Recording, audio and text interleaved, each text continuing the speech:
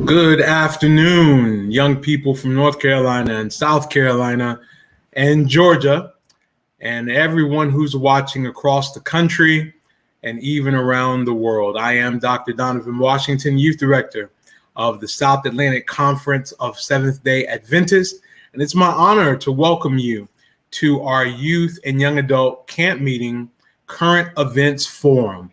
We've gotten off to a great start talking current events every day.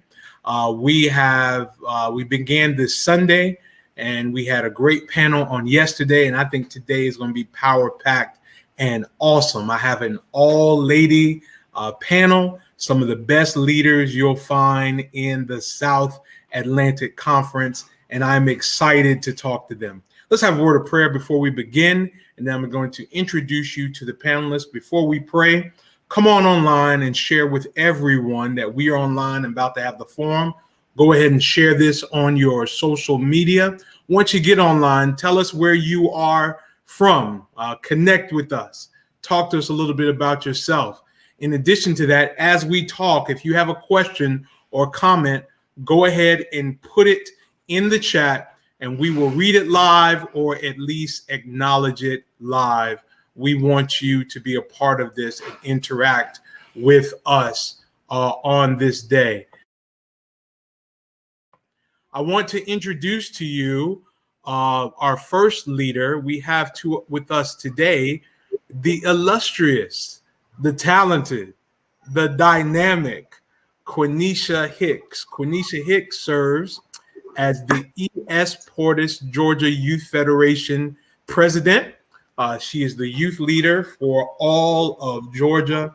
And let me say something. Since I have been working with her for over 4 years now, she has done some of the most phenomenal youth work that you will ever see. I'm grateful to have her on here today. Quinesha, say hello to everybody. Hello, everybody. All right, we're grateful to have Quinesha on board today. We have another dynamic leader.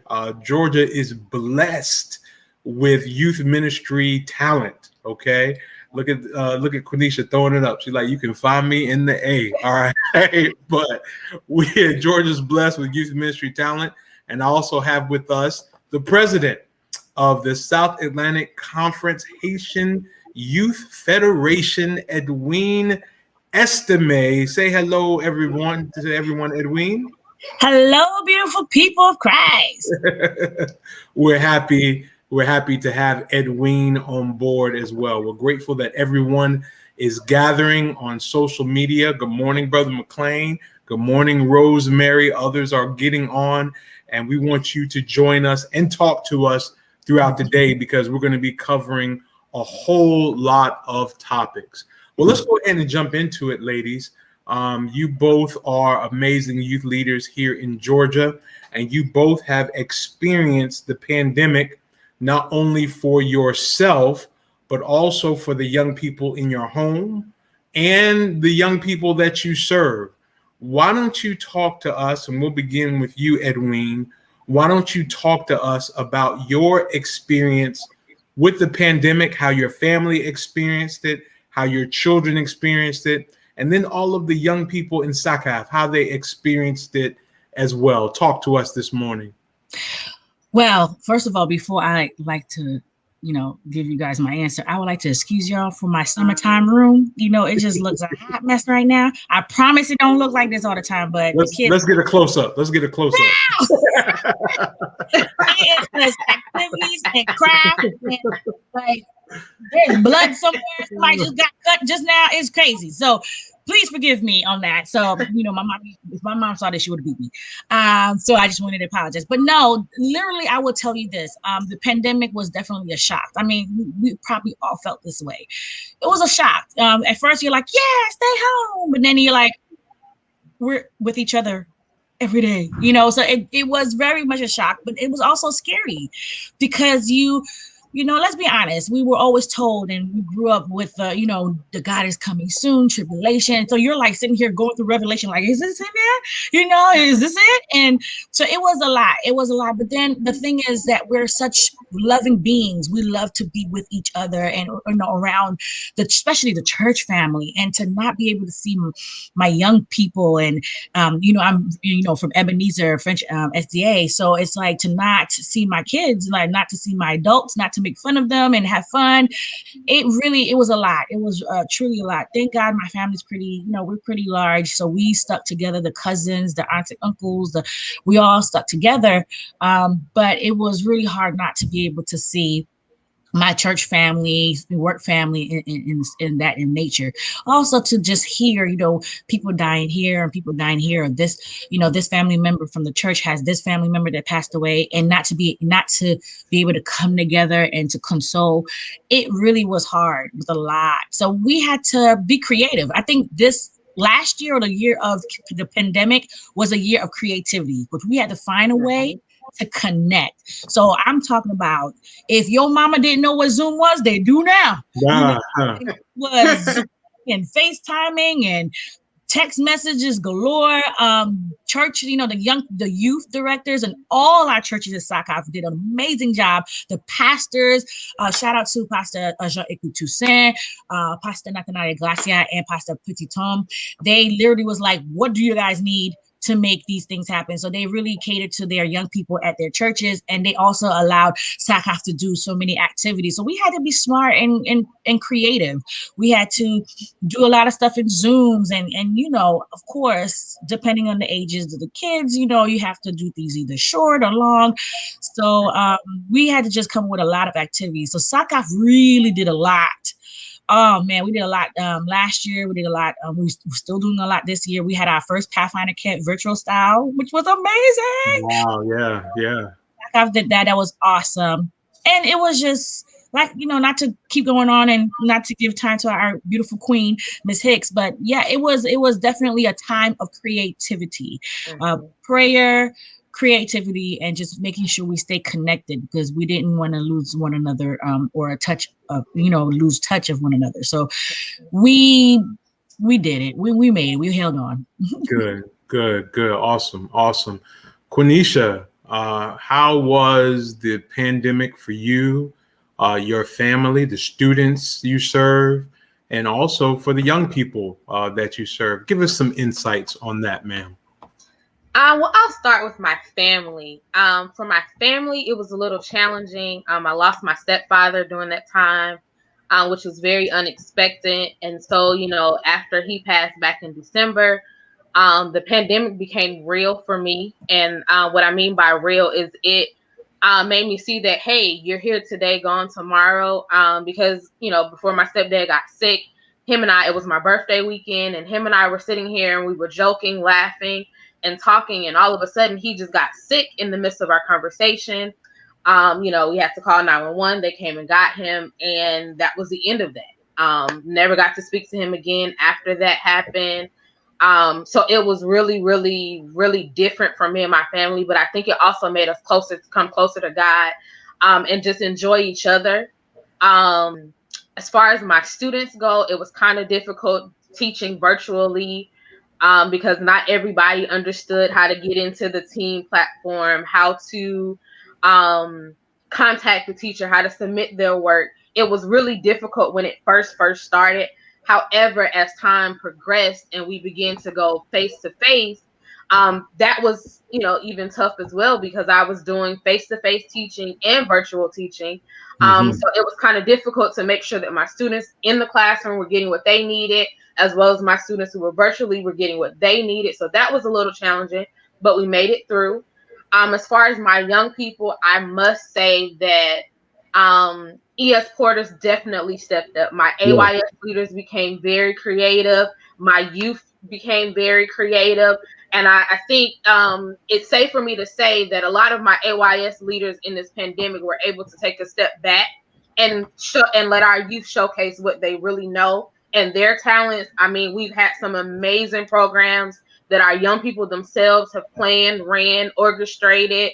everything. And it's just been an amazing job to see our young people step up and take back what's theirs. Wow. So that's been really, really amazing. I'm sure Edwine can attest to that as well. But our young people are amazing. Wow, they are. And we saw a different side of young people during the pandemic where they fought to stay together. You know, they were ahead of the curve on technology. So going online wasn't nothing new to young people. That wasn't new. While everybody was still trying to find a way and still try to figure this thing out, young people really stepped up, and they really stepped up to the plate and did some amazing, amazing things. But it showed how much young people love the church. Like, they didn't just say, let's just do away with church. They fought to come up with creative ways to stay connected. And young people across this conference and across the country should be commended for that. You got young people online saying, yeah, we sure did. We did it. And young people giving love to SACHAYF as well. Now, let's go ahead and jump into some current events topics. We live in the Atlanta area, and over the past year, there has been no greater political hotspot than Atlanta. We lived through Keisha Lance Bottoms getting elected, hearing her being courted for vice president, Rayshard Brooks. The Black Lives Matter movement was strong here. Police brutality. Marbury was not that far away, but we have lived through a lot in the Atlanta area. Let's begin with you, Edwine. When you saw the protests, when you saw what happened around the election in the Atlanta context, tell us about how your young people responded to everything that was taking place, and some of your feelings as well. Man, first of all, of course, when you see the deaths, it's just the brutal. It was just like, real 2019. Well, really, like, we're going through this. So it really was hard. It was hard. And of course, what I loved, you praised the young people. Let me praise them again. They saw this and they were like, let's go. We need to protest. What we need to do. They were ready. They were ready to do whatever it takes to show that we're on the right side and that we are not playing. We do not like this. This is not right. And that we're going to do what we had to do. Shout out to Amishadai. Oh, if I could put his, I don't know his handler, but he literally called me and said, Edwine, I want to do this. What can I do? And I said, you know what? I think you have the power to do it. Just make it happen. And he literally brought a lot of young people out. I still have pictures where he literally just went out and we protest. And we protest the right way. We went and we protest with love. We sang so you thought it was AY in Atlanta. Because we put all the AY songs out in the middle of the street. People were singing, people were taking pictures. People joined and just started singing with us too. So it was very much a blessing. And what we did was we picked 3 spots. And so we picked of course, the beginning spot. We prayed on it, and then we moved and sung in front of the Capitol, prayed in front of the Capitol, and then we moved to the last portion, which is the CNN, where the vandalization happened there, where the protest happened there, and we prayed there. So, and of course, there were other protests. Groups happening as we were protesting, so we would cross and love each other, high five. Thank you so much, Miss Elaine. She put Amisha Dai's IG handler on the chat, so if you want to check him out. But we had it was him and his brother. It was just amazing. So my kids came up and they went out and they were like, we're not afraid, let's go, we'll protect ourselves, we'll put the mask, but we need to go do this. So I was very blessed. But not only that, in the Haitian community as well, even to this day, we were also hit in Haiti because they also had a lot of drama going on at the same time too. You know, a lot of kidnappings has been happening. You knew my personal situation with that, Dr. Donovan. We had to ask you to pray because it kind of hit home. So for us in the Haitian community, we were holding on to 2 different things. We were holding on to making sure that we were well known and that we protest with, all our brothers and sisters. And then at the same time, we had Haiti at home that also was getting hit with their political and drama situation as well. So it was a lot lots and lots of prayer and a lot of processing happening. So I'm just so blessed that my young people were not afraid. They were ready. And we had so many forums and so many AYs. We brought police officers who were, who are like us. And we had conversations, and we had real conversations. We had young people who were hurt, crying, frustrated. And we were so happy they were showing those emotions so that we can be able to relate.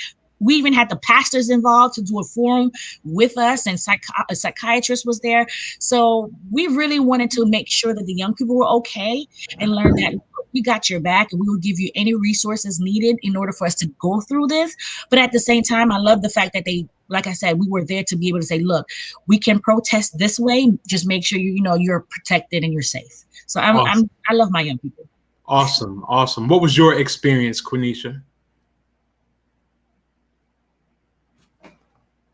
Hold on just a minute. My bad. That's my fault. Go ahead. Mine was sort of kind of like Edwine's. My young people definitely were ready. In this season of protests and elections, they were wanting to know more. They were willing to get, and start researching on what was really going, how can they fix it? What can they do better? And it made life and history class for them real.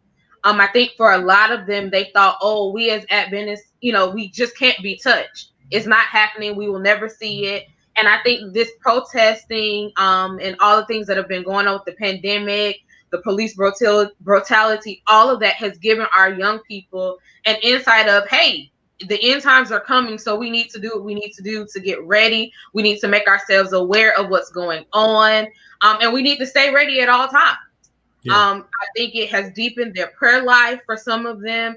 It has made a lot of them get into their own individual studying, pulling their friends and their families together to study. I know at my church, for instance, I'm the AYS leader there as well, but my young people started a Wednesday night Bible study. Wow. And this Wednesday night Bible study was something that they were strong, and they were like, hey, we're doing this every Wednesday night. We're going to start with what's really going on in the world. We're going to deepen, we're going to go to the Bible. We're going to talk about what Ellen said to us. We really want to be fed. We want to learn something new, and we really want to bridge the gap and be ready when God comes. So I think it was a beautiful thing for our young people to see this, because it brought them to, because our parents have always told us, hey, these things are going to happen. These things are going to happen. And we say, oh, okay, they're not going to happen in my lifetime. They're not going to happen in my lifetime. But for these things to actually take place in their lifetime, I think I even heard one young person say, man, I think I'll stay up in history class now, versus going to history class. I'll stay up now so that I'll learn more about what's going on, and I'll know when these things happen, where they came from, how they stem, how they started, and so forth and so on. And I think last night, yesterday's, they were talking about how with Black Wall Street and things of that nature, how nobody really understood or knew what those things were until now. So I think it's really great because our kids are wanting to know more. They're wanting to do more. I've even attended a Black Wall Street market that one of our school, Raymond's Academy, put together, which was a phenomenal thing. And I just commend their principal, Miss Blackwell. She and her staff really got together and really put that together. And it was a beautiful program. They introduced us to Black Wall Street, how it started, who started it, where it was to where it is now. And then the kids actually did their own style of their Black Street Wall Street. And I thought it was very phenomenal. So it just gave us an opportunity to become aware of what's really going on in our world. Awesome. I think there's two things that come out with what you two leaders just shared. Number one, our young people did not wait for people to lead them. They jumped right in with both feet. They felt a desire to do something and change something. The protests that took place in Atlanta, they were youth movements. They were young people coming together and truly making a difference. I believe the reason why Georgia turned blue is that so many young people voted for the first time, and not just voted with enthusiasm, spread it on social media that they were voting. Just about every young person I know who could vote had the little sticker and showing everybody I'm a Georgia voter. And that made a big difference. The second thing that comes out from hearing you ladies talk, young people in the church want meat. We don't have to dumb this thing down in order to draw young people. We don't have to dilute this thing in order to draw young people. One thing I like about you two as youth leaders, you don't try to act like teenagers to get through the young people. Okay? You don't. You don't. Y'all are full-grown women, right? Full-grown women who believe in giving them Jesus. You know what I mean? And young people want that. There's something authentic of not trying to act like little kids, but giving young people the meat they desire. They want it, they yearn for it, and it goes a long way. All right. Well, you have to. I just wanted to put a little point on that. But you know, I grew up this way. I grew up where I was a kind of kid where it's like, why? Well, I need to know. I need to know. I just don't go around the bush with me. Just tell me why. And our kids are like that. Don't go around the bush with them. Tell them why. Tell them how it is and what it entails. And so that's how I've always grew up, and that's why I bring that to my, to my front of my kids. I'm like, look, my young people, this is what it is. It's either you take it or you leave it, but this is what it is, And so I think they receive that much more, a lot better than they do if you were to go around the bush and because the moment you start doing that, they're like, okay, they shut down. So I just think that's all young people. They do want that meat. They want to know exactly how it is, so they can make that executive decision. So, and as leaders, it's high time, because you see, young people aren't going to keep their head in the sand about political issues. And so as leaders, it's high time we start telling young people the truth about race in the Bible, about how colonizers have whitewashed the Bible to make people believe that Europeans just ran everything and that everybody, all our favorite Bible characters are white. Young people are looking at this community and saying, we're not going to be silent on racial issues, and we're not going to accept any longer that Jesus was a white man with blonde hair and blue eyes. We need to change that. When we connect our young people to the melanated historical roots of the Bible, power follows that. Because no longer can people tell them you serve a white man or you have a white religion. It really makes a difference in their lives. Our preacher from last night, Quinn Cousins, says, let's make sure they vote in the midterms. And that's a big point, because we'll come out in droves for the presidential elections. But the midterms is where all these state legislators get their power, where the Congress gets our power. Right now, Joe Biden can't pass his agenda because he does not have enough folk in the Senate, and it's making a big, big difference. Let's go ahead and shift gears, guys. Our time is leaving us, and I want to bring up this point that we've been talking about all week. There is a lot of church hurt that has taken place, particularly with young people. There are a lot of young people that have been hurt in the church by someone in the church. It could be as bad as abuse, or something as my skirt was criticized or my hairstyle was criticized. What I see happening more and more is that once someone is hurt, they take an antagonistic stand against the church in entirety. Particularly for seven, nobody is more bitter when they're hurt than a former Seventh-day Adventist. Let's just keep it moving, okay? They leave, they burn the house down, okay? How can we convince young people that the church is not their enemy? There's patience with other institutions. I've brought up all week that young people have bad boyfriends and girlfriends, but they go back to them. They go right back, okay? Or they find somebody else. Walmart be having 2 lines open, but you go back, all right? They treat you like a dog, but you go back. They don't give up on the whole institution of shopping.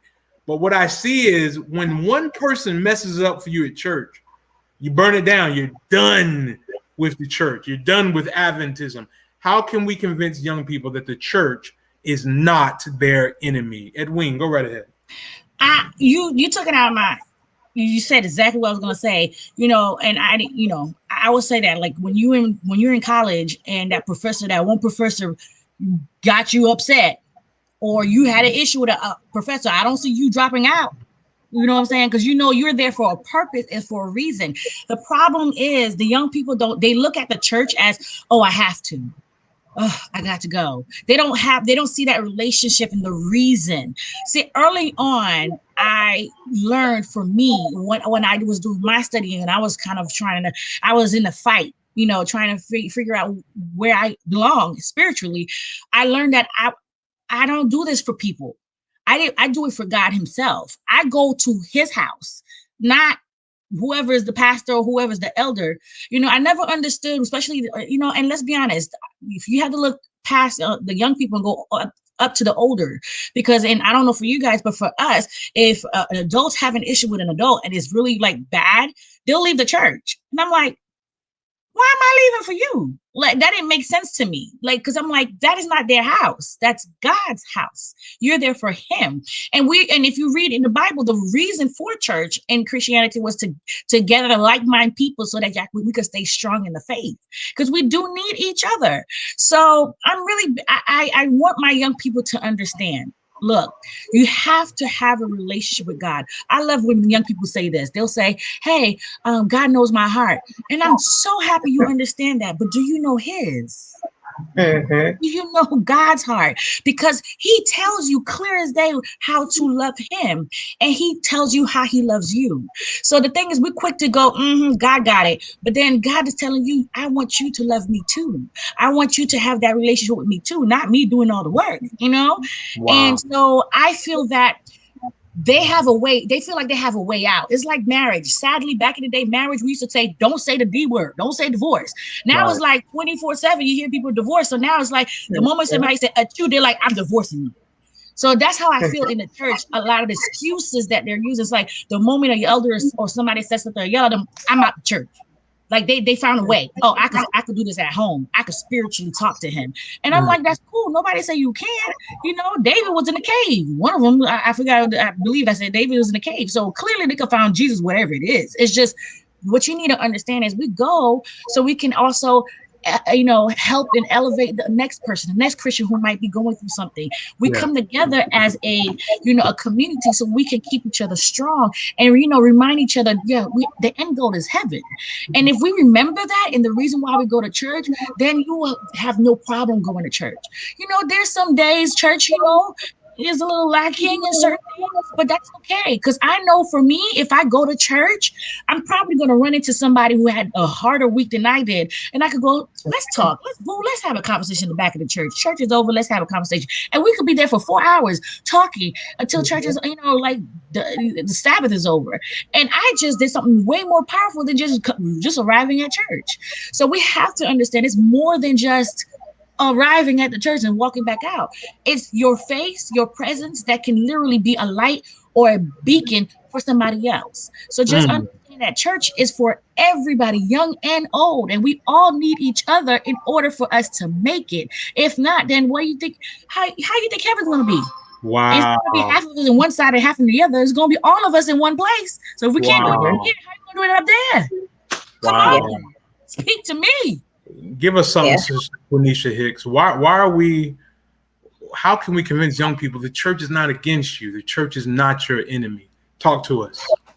I think just like Edwine said, first of all, we have to get our young people to understand that the church is where we go to express our personal connection with God. Not only is it a place that we go to express our personal connection with God, but we also have to overlook those who come in as stumbling blocks. And that's just what they are. Some people are just stumbling blocks, and you have to know how to step over them and keep going. I know for me, it's always about I can show you better than I can tell you. So if it's something that you're criticizing me about, I want to do all that I can, make what I do a testimony to what you're saying. I'm big on, hey, don't trust me now, but just watch me show you. Let me show you what I'm capable of. Let me show you how my style of praise is just like your style of praise. It's just on a different level. And I think that that's where we kind of stumble with our young people, is that we cut them off instead of allowing them to show us how their worship really is for real. And I think that if we give them an opportunity for them to show us what true worship looks like to them and incorporate them in our services, all the church hurt, the different things that they go through will minimize themselves, because again, a lot of these things come from, because one, before the church hurt came, I didn't really feel like I had a place in the church. Then the church hurt came, so now I'm gone.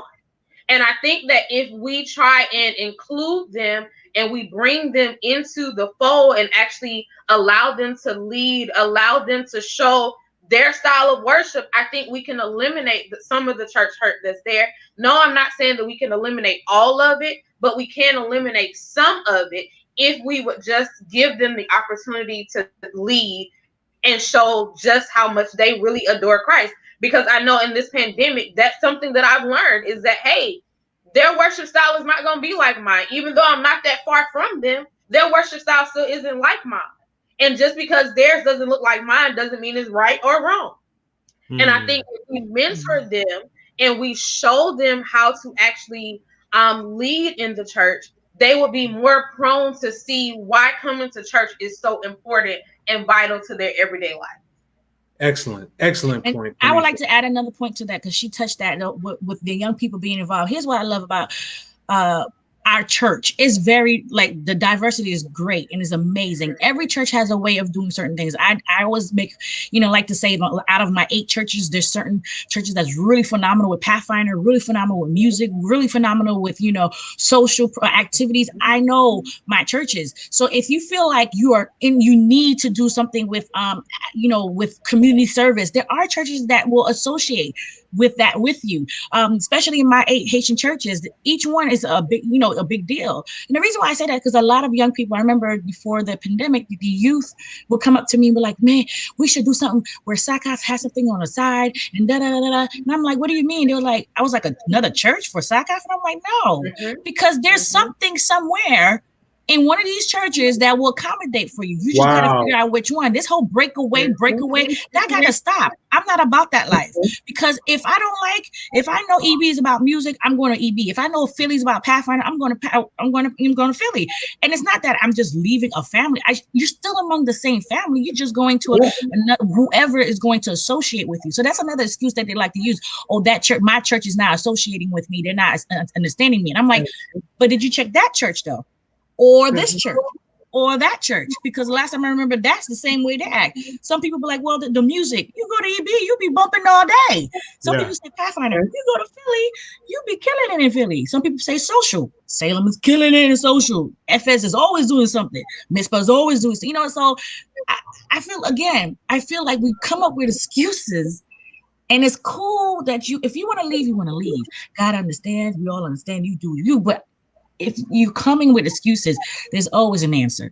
Amongst us, there's always an answer. So Quinesha, does the church get a bad rap? Is the church blamed too much, or do the younger generations, Generation X, Millennials, Generation Z, do we need to start taking more personal accountability? Now, I am an agent of the church. I work for the church, and I know we can do a better job in reaching out to people who are hurt. And another thing is apologizing, letting people know that's not the case. Now, Quinesha, I'm gonna put us on blast for a minute. When we first met each other, there was an assumption about what you thought about how I felt about you. What did I do? I pulled you to the side.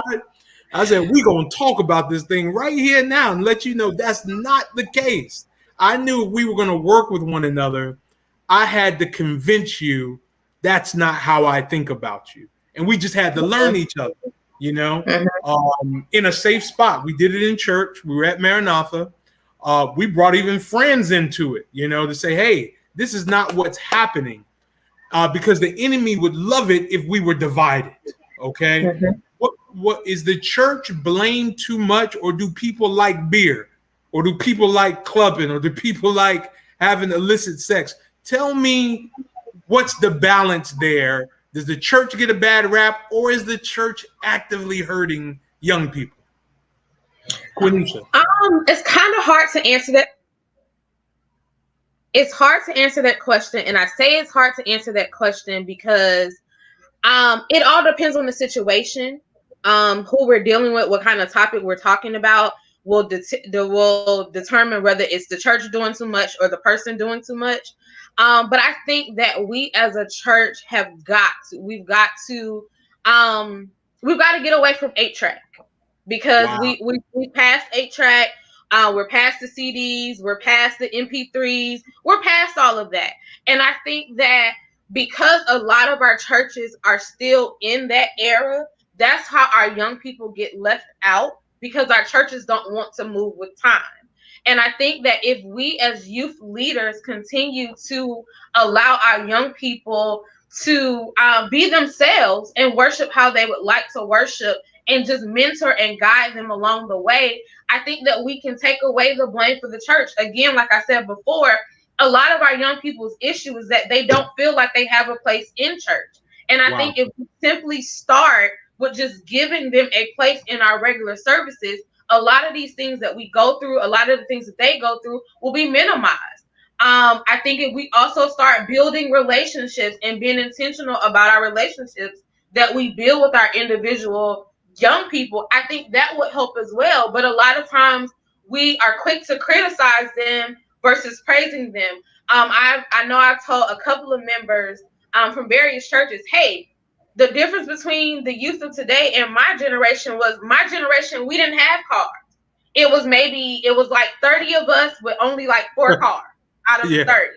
And so we came to church because our parents made us come to church. However, these young people today, they have cars. And so they're coming to church because they want to come to church. They want to be there. Excellent. What we have to do is we have to start praising them for even crossing the threshold. And I think that is something that we do not do. We criticize them time they open the door. Hey, your skirt's too short. Hey, your pants are sagging. Hey, but they're there. They're there though. They're there. Says, happy Sabbath, welcome to church. I'm glad to see you're here. And I think that if we change that, we can change the whole dynamic of how our young people look at the church, and all of that. And I know, for instance, whenever I have federation events, where it's with all of my churches, what I do a lot of times is I'll have all of my adults sit in the back and have all of my young people sit in the front. And then I'll tell my young people, now everybody stand up, turn around, and look at the adults that are surrounding you. Wow. Adults, this is what we're supposed to do. We're supposed to surround them. We're supposed to pray for them. We're supposed to push them. We're supposed to be lifting them. And we're supposed to let them know, hey, we're here. We're not here to criticize. We're here to help you see God too. And so if we do that and we surround our young people with love and be intentional about what it is that we do for them and with them, I think we can change a lot of that. And again, that starts with just including them. Wow. Excellent points, Quinesha. Excellent points. Edwine, is the church blamed too much for youth dysfunction, or do youth need to take some responsibility for stepping out and doing some of the crazy things they do, or is it a balance? Talk to us a little bit. Just like I was just reading the comment, and the what I like to call the CEO of Spirit of Praise just said a good thing. He said it's a toss-up. But the reason, see, people always, when it comes to this question, I always focus on the young people. The reason why I always tell my young people, you are the most powerful thing on earth right now when it comes to churches. Please excuse my background. It's a sleepover that's still continuing. So if you hear screaming, please forgive me. But you are a young adult with young children. Come on now. Yes, but look, this is their house. I just pay for it. But so the thing about it is that I always tell my young people, you have that power. I remember. Hold on one second. I'm gonna be a mom for 2 seconds. She put that on mute. In the process of her mute. Even just reading the comment, they have to do the work. I agree with the fact that our young people have to do the work, but I also will say that a church has to give them the opportunity to do the work. A lot of times that's what happens. They will come up with ideas And as soon as they share their ideas, it's shot down without a second thought, without saying, hey, let's try it out and see what happens.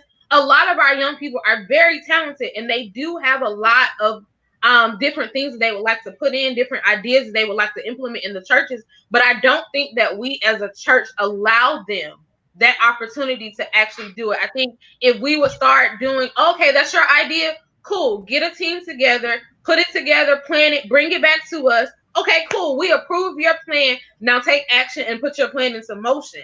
And actually seeing these things through versus shooting them down in the planning stage, I think we can shut this whole thing down. I also saw where somebody said, this is the same complaint I had when I was a young person. Hey, I'm 33, and it's the same complaint I had. So I understand, and because I understand, I'm more willing to give my young people that opportunity to shine. Hey, you have an idea, let's plan it, let's put it together, let's do it. You know, before I shoot it down, I'm more willing to say, okay, we tried it didn't work, so we won't do it again. Or, hey, we tried it worked, let's keep doing it. So I think that's something we as a church have to offer our young people as well. But that's a blessing that you and I are able to stay in the church, because let's be honest, there's not a lot of me in the church. They left too. But let me tell you this though, the reason why I focus more on my young people than I do my older generation, not to say I don't have conversations, is that a lot of them go, well, I tried, and I keep telling them, my age, like you, we only had one car for like the whole Cobb County or the whole Clayton County, and we squeezed in 12. I know it's don't do that, y'all. But we would squeeze in 12 in the van. And the thing is that we would do what we needed to do, and we will fight for it. Like I said, Hans Regis, who is a SOP, the SOP CEO, I like to call it, he fought. I remember one time that he wanted to do this huge program called the Exodus, and he wanted to focus. He wanted a musical day over Exodus, and he tried, and they shot him down. He got in trouble. The music, the type of music that he was bringing was amazing to us, of course, young people. But I'm talking about the night of. I remember him getting in trouble by the elders, and they were like, "Wow, what are you doing? You're destroying the church." That was one of the best program of my time, and to this day I remember it. And we tried to replicate it with a different program called Job when I became a youth leader. But I remember that because I remember not only the program, but I remember him fighting. I remember him being that soldier. And that's the thing, that's why I tend to not really focus on the elders in the church, because I'm like, look, I'm not trying to be, I ain't gonna say this, but the whole point is they gotta give us space. They're getting older. They barely, when the pandemic happened, guess who had to turn on the Zoom? Me. Their 13-year-old kid, their 10-year-old kid, my 7-year-old daughter. These are the people who had to turn on their Zoom. So guess what? They started to notice, oh shoot, we really be about to be replaced. And yes, you are. So that's why I keep telling my young people, I try to focus more on my young people and tell them, look, you got that power. If you stand in committee and say, we need to explain to you why this would work and this won't, and they say no, and then you sit there and say, why not? And they can't give you a correct answer, then right then and there, you just showed them that what they're holding on to is more tradition than it is the progress. So trust and believe me, I'm not here. Look, like I said, my mom to this day, she just turned 70 and I'm 36, and I still got to explain to her certain things, but I also have to remember that's all they know. So anything new, especially as radical, or what consider radical young people, they're scared. They're like, okay, I don't want anything going in the church. But that's another thing. That's why we both need to work together. Don't just go, I want to do this, and that's it. Explain to the adult why we want to do this. For example, praise team was a huge issue. We fought for praise team, but we said, you know what? We're not just going to throw English songs at them because we are Haitians. We're still going to do our Creole. We're going to do our French, and we're going to do a little bit of English. Now you got these kids, these adults who 85 years old talking about some God is all day. How did they know that? We had to bring that in with other things that they're used to. So I think that's what we need to do. Make sure the adults are learning new things, but also make the young people understand, look, don't throw the adults away. They still want to be involved in the church with you. So don't throw them away either. So just like Hans Regis says, it's a toss-up. We both need to come like this together and bridge that gap, because if we just have an ego, it ain't gonna work. Yeah, Rosemary Graham brought something real true to the point. Every generation has had this fight. This isn't something new. You know what I'm saying? There was a time in church history where the organ was the controversial instrument. You know what I mean? Right. So it's just generations learning how to grow together. What I want young people to know who may be watching this and listening to this, don't throw the whole church out. All right? Don't throw the whole church out. The church still loves you. And not just loves you, we need you. Okay? We cannot operate without you. Okay? Folk are still getting married in the church, getting baptized in the church. My best friends on this planet who are like brothers to me, I grew up with them in the church. You're singing in praise teams and choirs in the church. You're playing basketball and living your NBA and college dreams because that's the only place you can play basketball at the church. Okay, so don't give up. Don't throw all the church out. The church has a lot of love for you. Yes, even the devil was in heaven. Okay, in heaven messing stuff up. So don't be surprised when you bump into a devil at church. Okay, don't be surprised. All right, God is calling you. Deborah brought out a great point. When you read Acts chapter 2, in the last days, the Holy Spirit is going to fall on our young people. They're going to be the ones having visions and dreams, and a big part of what takes place in the last days. Now, folks, we've had a lively discussion, but we are going to end today. Okay, well, Han says this: name all the faults, but fight and challenge at church and be prepared for the real world. Now, he makes a great point. Listen, in the real world, you can't just give up on stuff all the time. Nope. When your kids tear up your house, you can't just give up on them and walk out. You can't. All right. You have to show some resiliency, folks. Okay. The devil doesn't want you around the people of God. So obviously he's going to make it difficult. Obviously he's going to make it difficult. But the same way you were patient with that sorry boyfriend, I love him. Right? Right? Same way you were loyal to that no good girlfriend. The church is a little better than them. Hold on, because I believe God can still be found in the church. Let's wrap this thing up, everybody. I want to ask my two amazing youth leaders a simple question as we close. Quinesha, what can we do better? We've talked a lot about, some of the things that ail us.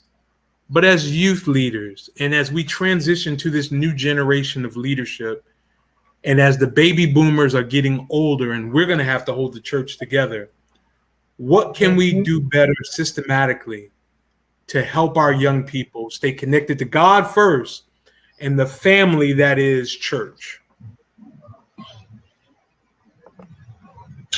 I think one, we have to, again, like I said before, we have to build relationships with them individually. We have to be intentional about those relationships. To tell them happy Sabbath and you don't know their name and they were born and raised in that church, we have to get away from that. Two, we have to remember they're no longer the church of tomorrow, they're the church of today. And because they're the church of today, we have to be intentional about mentoring them. And so what I would say, which is something that I do all the time, is find that young person that's interested. If you are women's ministry leader, men's ministry leader, whatever the case may be, if there's a young person that's interested in those various departments, take them under your wing, show them the leadership role, show them how to, take over women's ministry, men's ministry, hostesses, whatever the case may be. Show them now how to lead those things so that when it is their time to step up, they can lead.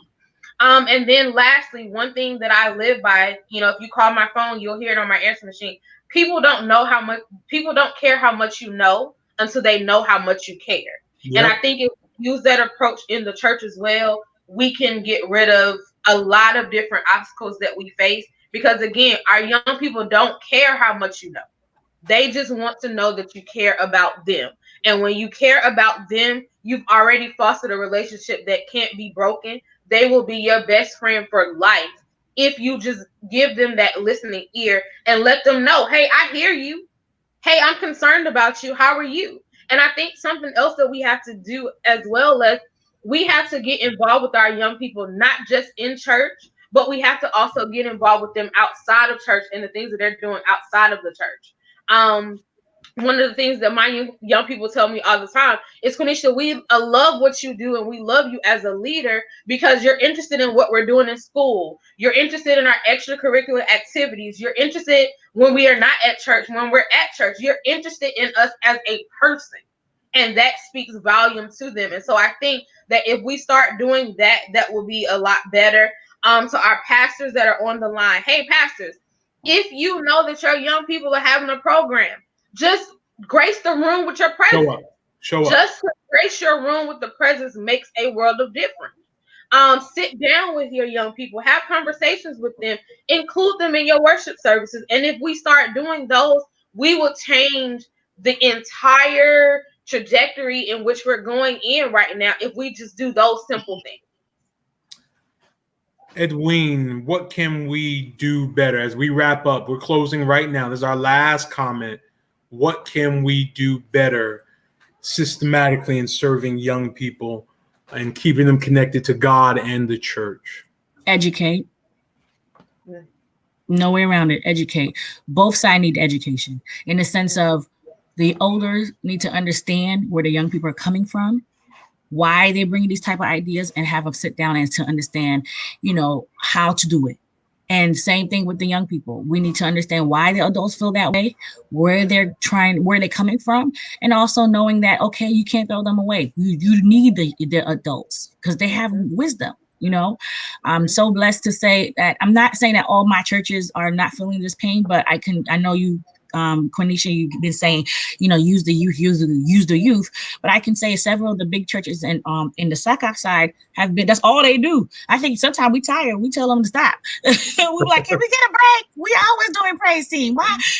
So I'm blessed to say that my pastors are listening to us. I 1,000,000% will say thank you, God, for that, because they are listening, but we do need to educate, because it's one thing to listen, but then to understand why, or to understand, okay, we might not be able to do this way because of what the Lord might say, but let's do it this way. So if we educate both sides, then we can come with a good compromise and be able to keep going in the level we need to go in order to save lives. Wow. We have had a wonderful, wonderful session today.